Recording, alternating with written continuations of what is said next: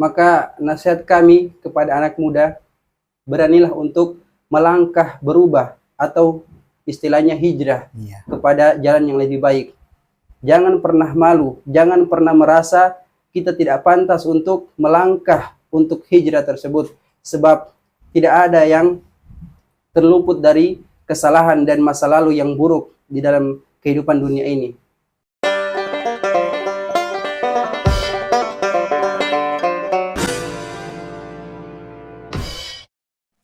Assalamualaikum warahmatullahi wabarakatuh. Teman-teman sekalian, ini rahmati Allah Subhanahu wa taala. Alhamdulillahilladzi hadana li hadza wa ma kunna linahtadiya laula an hadanallah. Puji syukur kita panjatkan kehadirat Allah Subhanahu wa taala yang hingga pada malam hari ini kita masih diberikan nikmat sehat dan kesempatan sehingga segala aktivitas yang kita lakukan alhamdulillah dimudahkan oleh Allah Subhanahu wa taala. Salat dan salam senantiasa tercurahkan kepada uswah hasanah Nabi Allah Nabi Muhammad sallallahu alaihi wasallam. Ya teman-teman yang dirahmati oleh Allah Subhanahu wa taala, kembali lagi di channel Izul Muslim. Ya, saya tentu tidak sendiri, saya ditemani dengan sahabat saya Ustadz Iqfar. Ya, kita sapa dulu. Bagaimana kabar ini Ustadz Iqfar? Alhamdulillah baik. Ya, mungkin bisa diperkenalkan dulu asalnya dari mana Ustadz? Iya. Baik. Allahumma salli ala Muhammad wa ala alihi wa ashabihi wa man tabi'ahum bi ihsani ila yaumiddin, amma ba'd. Perkenalkan, nama saya Iqfar Dianto Muhammad, biasa dipanggil Iqfar. Saya berasal dari Provinsi Gorontalo. Saya datang ke Makassar, tujuannya yaitu ingin menuntut ilmu atau lebih tepatnya kuliah di Ma'had Albir Unismu Makassar. Iya Ustaz. Awal merantau di kota Makassar itu dari tahun berapa Ustaz? Saya berangkat ke kota Makassar itu tahun 2021 dengan nekat dan tekad yang kuat, dengan keberanian diri yang pada saat itu orang tua tidak yakin, karena memang tidak pernah seumur hidup itu saya tidak pernah keluar dari Provinsi Gorontalo, dan tiba-tiba di waktu itu minta untuk merantau ke luar kota yang mungkin tidak bisa dibayangkan jauhnya. Karena memang saya terkurung di Gorontalo selama itu dan tiba-tiba minta untuk pergi ke Makassar. Maka orang tua kaget, namun karena mereka alhamdulillah percaya dengan saya, kemudian mereka mengizinkan saya. Iya, ini Ustaz, saya kira mungkin di daerah Gorontalo kan juga ada kampus. Apa sih yang membuat seorang Ustadz Iqfar ini tertarik gitu untuk masuk atau merantau di Makassar? Baik, mungkin sebagian kita mengira bahwa di Gorontalo itu banyak kampus. Iya. Tapi kami pribadi yang tinggal di sana, betul banyak kampus di sana, tapi untuk pembelajaran agama yang memang fokus ke agama itu sampai saat ini belum ada. Ada tapi masih sangat minim dengan pengajarnya atau ustadznya. Maka dengan sosial media kami mendapatkan informasi dari teman-teman bahwa ternyata ada kampus atau ma'had yang alhamdulillah dengan biaya yang terjangkau, namun pengajaran agamanya di situ alhamdulillah bagus. Maka kami memberanikan diri untuk merantau datang ke kampus ini. Iya, baik Ustadz. Iya. Gini Ustadz, ya tentu pasti ada hal yang membuat Ustadz itu tertarik kan, sehingga mau untuk masuk ke Ma'had Albir. Ya mungkin atau karena ada bahasa Arabnya. Kan seperti itu kan? Iya, betul. Salah satu nasihat dari Syekh waktu itu, waktu saya mondok di Gorontalo, waktu masih sekolah SMA, kata beliau bahwa ketika kita ingin menuntut ilmu, dan penuntut ilmu kata beliau ada dua, yaitu penuntut ilmu yang ingin mengamalkan ilmu, kemudian penuntut ilmu yang ingin mengamalkan dan ingin menyampaikan. Dan golongan kedua ini dikhususkan bagi orang-orang yang masih berusia muda.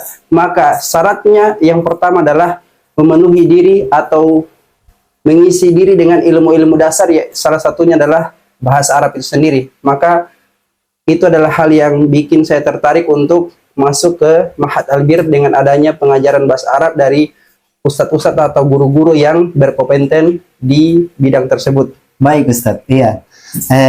Selama dalam perantauan ini Ustadz, tentu pasti ada saja ini sehat atau pesan dari orang tua.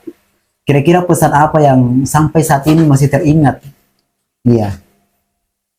Pesan atau nasihat dari orang tua, setiap alhamdulillah dari sejak saya SMA, beberapa keputusan-keputusan yang saya putuskan, diantaranya waktu itu SMA, yang pada saat itu saya masih sangat jauh dari agama, namun setelah mendapatkan teman-teman yang Masya Allah, hidup di lingkungan agama, kemudian mereka mengajak saya, sampai saya belajar agama waktu itu, mulai dari Iqra sampai membaca Al-Quran di kelas 1 SMA, kemudian memberanikan diri untuk masuk ke pondok tahfiz di kelas 2 dan meminta keputusan tersebut melalui orang tua, kemudian mereka mengizinkan, dan pesan beliau berdua sampai saya kuliah ini ketika memutuskan sesuatu, selama hal itu baik maka lakukanlah. Itu yang sering beliau berdua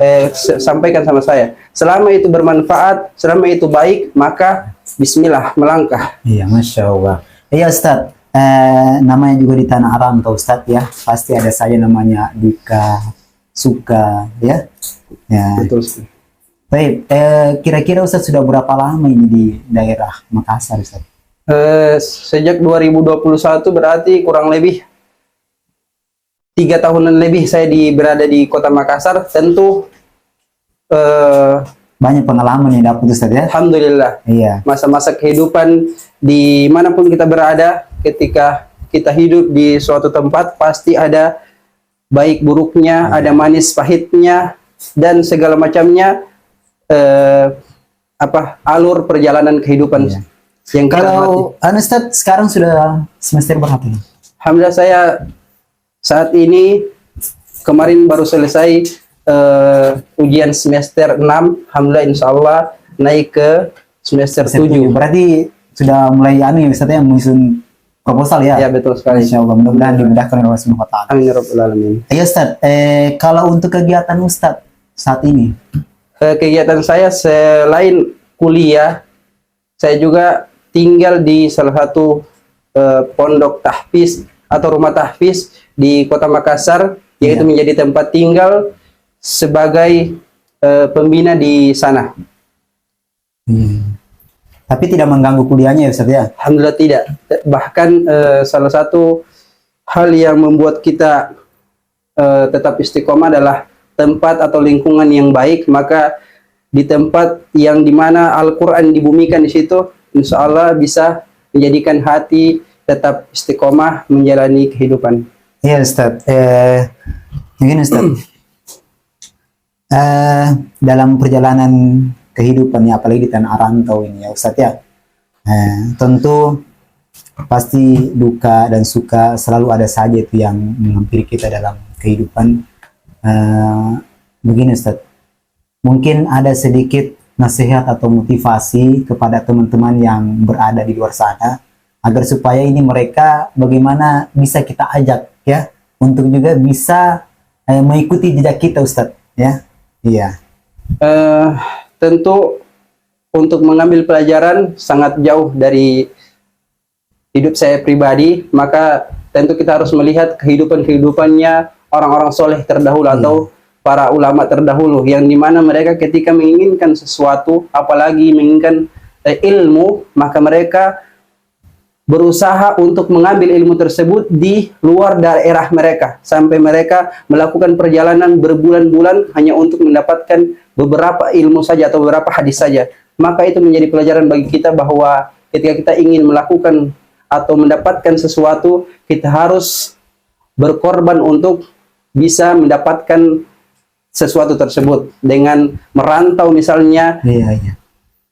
Baik Ustadz, begini Ustadz, kalau kita lihat fenomena di zaman sekarang ini Ustadz ya, anak muda milenial, generasi Z, yang kadang-kadang Ustadz mereka ini sudah agak jauh dari nilai-nilai agama begitu Ustadz. Bagaimana pandangan seorang Ustadz Iqfar ini?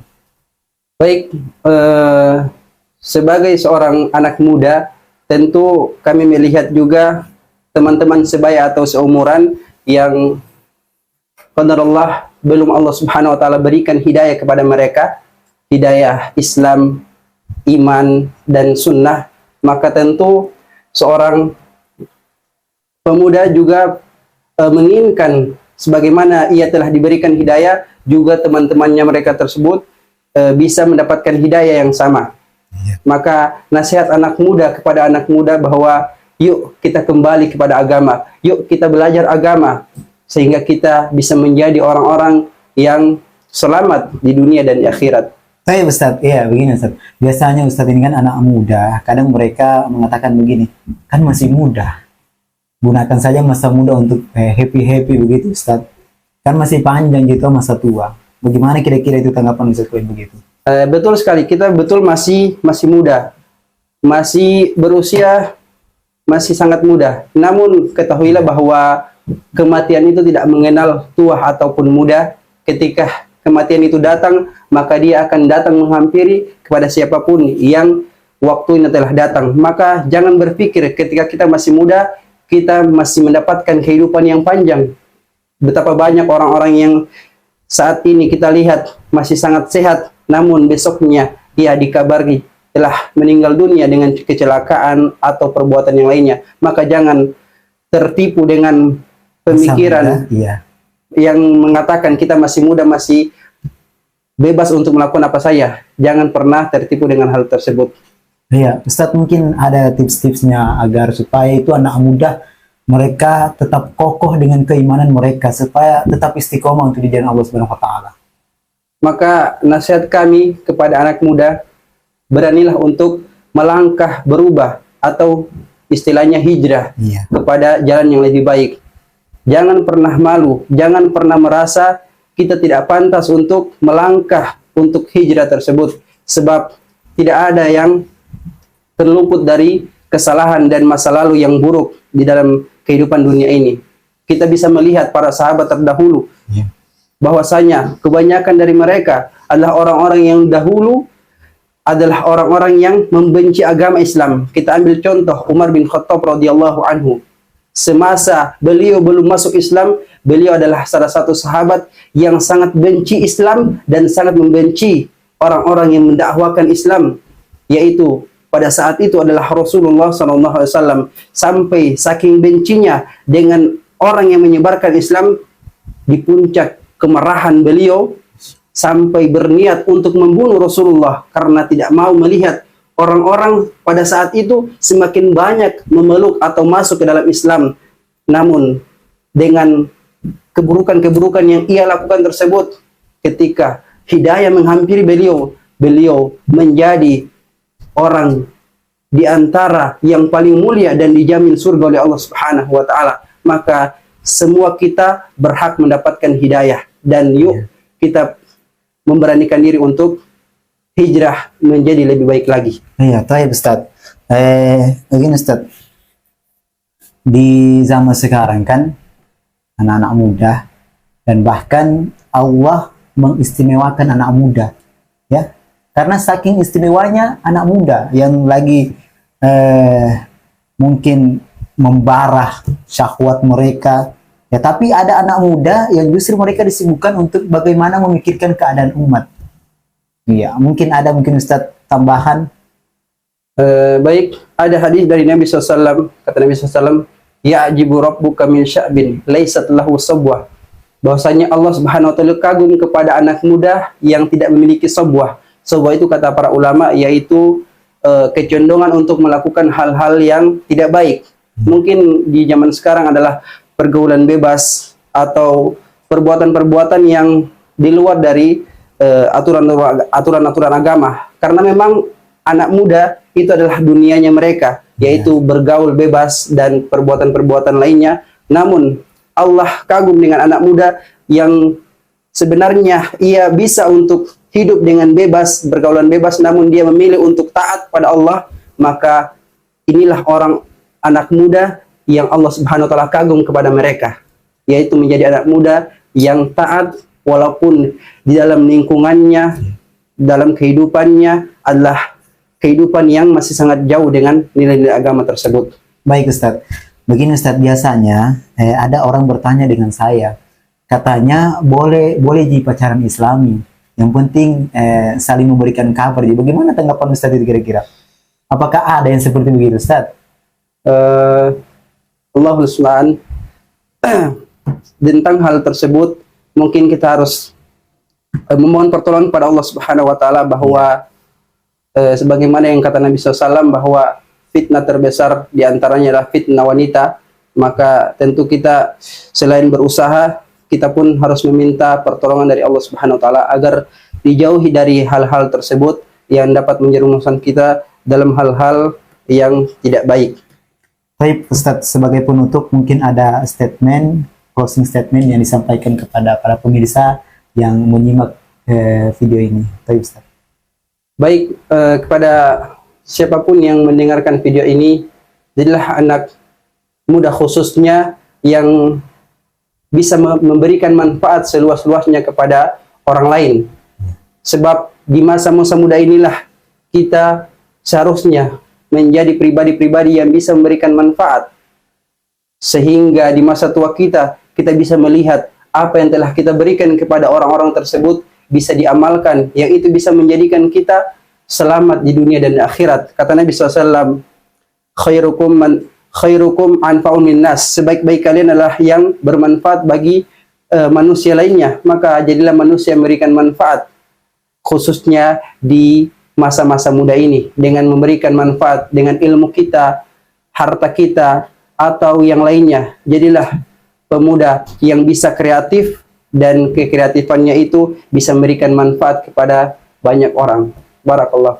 Ya, terima kasih banyak ini Ustadz sudah mau untuk berbagi pengalaman. Ya, tentu kita banyak mengambil pelajaran dari apa yang Ustadz sampaikan.